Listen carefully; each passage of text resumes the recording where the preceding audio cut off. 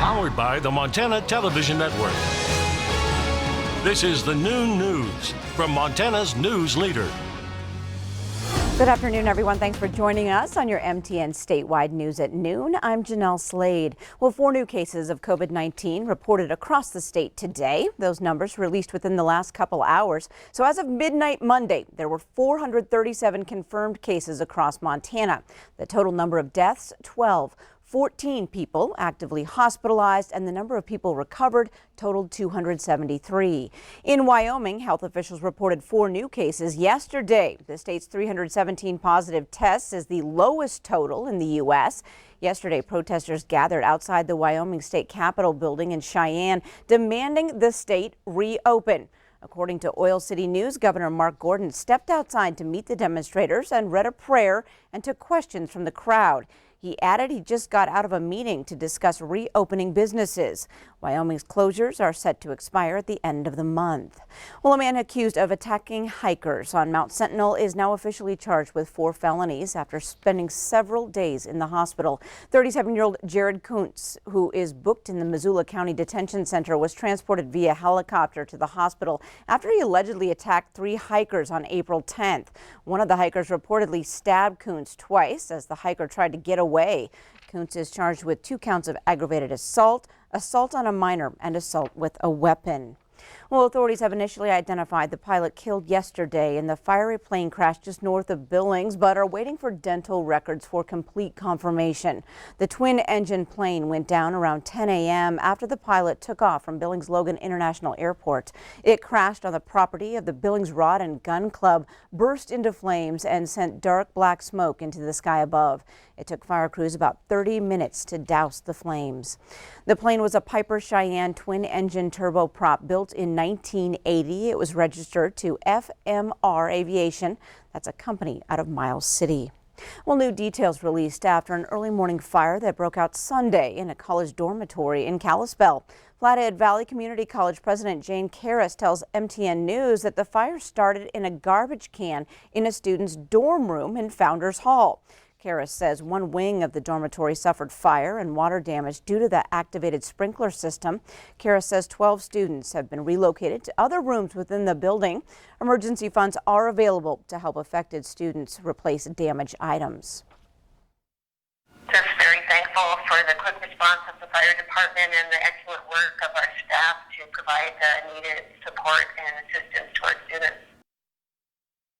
At capacity, Founders Hall can house up to 125 students. Now, Karras says only 40 students were in the building at the time of the fire.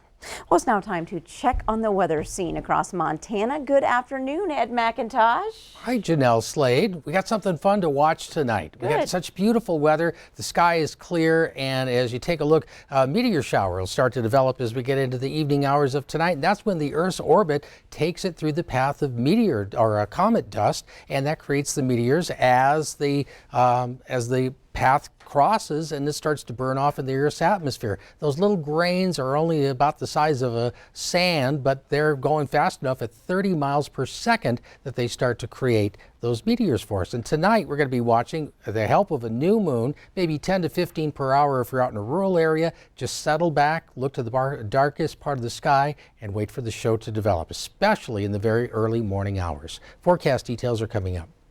All right, thanks so much, Ed. In a 9-3 vote last night, Missoula City Council approved the purchase of the Sleepy Inn Motel for $1.1 million. The facility will act as an emergency non-congregate shelter during the COVID-19 pandemic.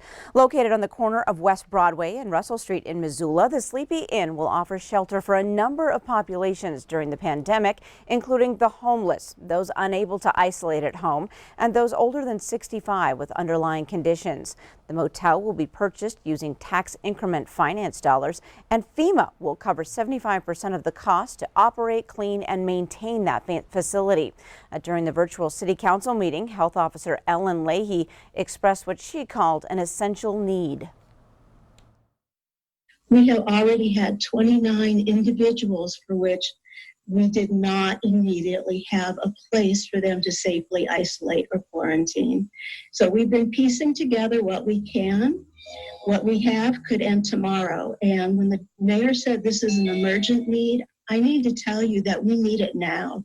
I recognize that we have work to do if you do purchase this location, but quarantine and isolation is absolutely essential for controlling this pandemic. While proponents of the purchase were met with backlash from individuals during the public comment period, Leahy assures the community this facility will be critical even as the city gradually begins to open back up. Well, state leaders are working on a plan to spend $1.25 billion allocated through the Federal CARES Act. One thing is certain, the money will assist workers and businesses impacted by the COVID-19 outbreak. Governor Steve Bullock appointed a 26-member task force to help guide him on where the money should be best spent. Billings business owner Scott Brown is a member of that task force and wants feedback from locals on how to get the economy rolling. The committee is very optimistic and has already gotten a lot of good ideas. Again, we would like more public input, but I think we're going to really come up with some good ideas to how best spend that money, again, to jumpstart the economy. The governor's current stay-at-home directive is in place through this Friday. He's expected to announce a plan to begin reopening businesses later this week. The task force has until April 30th to come up with any way to spend the CARES Act funding. So use that link at the bottom of your screen to send your ideas and suggestions.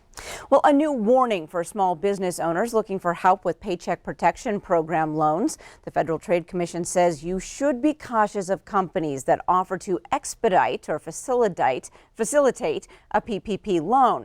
Now, if you get an email that looks like it's from the Small Business Administration or your bank, do not click any links. Instead, go directly to the organization's website. Remember, the government will not ask you to pay anything up front.